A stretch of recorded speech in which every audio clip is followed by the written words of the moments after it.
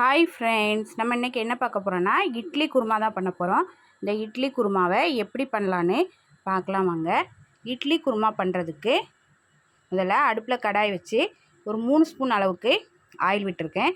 Oil சூடானதும் ஒரு துண்டு பட்டை, ஒரு 3 கிராம்பு, கொஞ்சமாக கல்பாசி சேர்த்துக்கலாம்.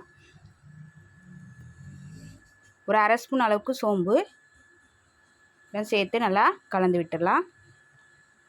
ஒரு பெரிய வெங்காயத்தை பொடியாக கட் பண்ணி போட்டு வதக்கி விட்டுடலாம். 2 பச்சை மிளகாவை கீரி சேர்த்துக்கலாம். கொஞ்சமாக கருவேப்பிலையில் சேர்த்து வெங்காயத்தை நல்லா வதக்கி விட்டுடலாம்.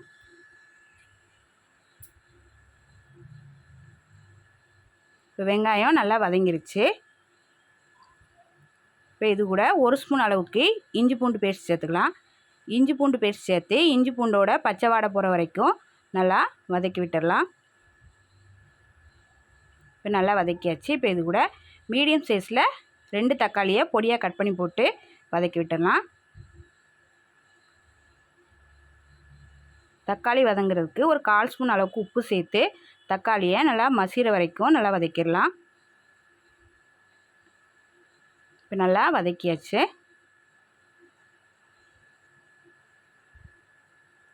இப்போ இது கூட 1/4 ஸ்பூன் மஞ்சள் தூள், அரை ஸ்பூன் மிளகாய்த்தூள், 1 ஸ்பூன் மல்லித்தூள் எல்லாம் சேர்த்து நல்லா கலந்து விட்டுடலாம்.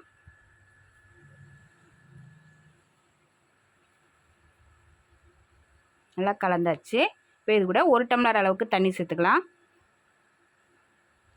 தண்ணி சேர்த்து நல்லா கலந்து விட்டுடலாம்.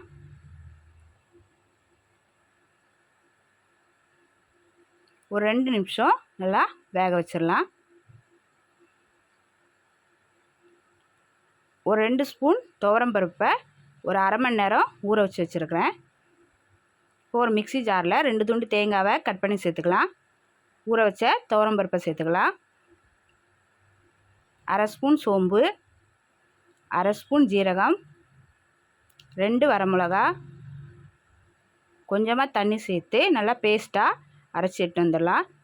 இதை தனியாக வச்சிடலாம். இப்போ ஒரு 2 நிமிஷமாக மசாலா எல்லாமே நல்லா வெந்திருக்கு.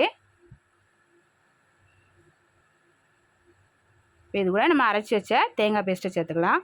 தேங்காய் பேஸ்ட்டை சேர்த்து கலந்து விட்டுடலாம். இப்போ இது கூட 1/2 கப் அளவுக்கு தண்ணி சேர்த்துக்கலாம். நான் மிக்ஸி ஜாரை கழுவிட்டு 1 கப் அளவுக்கு தண்ணி சேர்த்துருக்கேன். இப்போ தேவையான அளவு உப்பு சேர்த்துக்கலாம். இப்போ எல்லாம் சேர்த்து நல்லா கலந்து விட்டுடலாம்.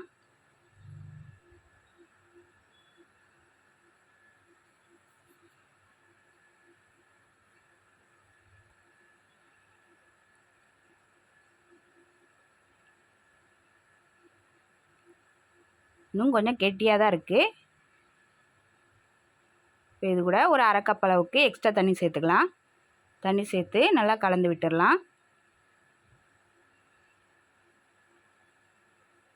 அடுப்பை மிதமான தீயில வச்சு ஒரு 5 நிமிஷத்துக்கு நல்லா வேக வச்சிடலாம். ஒரு 5 நிமிஷமாக நல்லா கொதித்து வந்துட்டுருக்கு. நல்லா கலந்து விட்டுடலாம். நல்லா கலந்து விட்டுட்டே இருக்கணும், இல்லாட்டினா அடி பிடிச்சிரும்.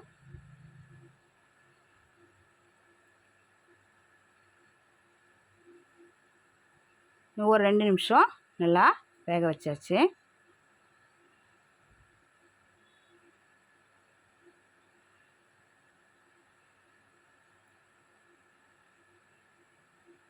நல்ல சுவையான இட்லி குருமா ரெடி ஆயிடுச்சு.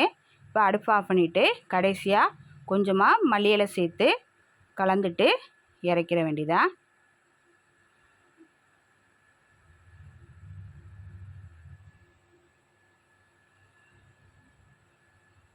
இந்த குருமா இட்லி தோசையோடு சேர்த்து சாப்பிட்றதுக்கு ரொம்ப நல்லாயிருக்கும். ட்ரை பண்ணி பாருங்கள். பிடிச்சிருந்தா நம்ம சேனலுக்கு லைக் பண்ணுங்கள், ஷேர் பண்ணுங்கள், கமெண்ட் பண்ணுங்கள், சப்ஸ்கிரைப் பண்ணுங்கள். கூடவே பெல் பட்டனை ப்ரெஸ் பண்ணுங்கள். தேங்க்யூ.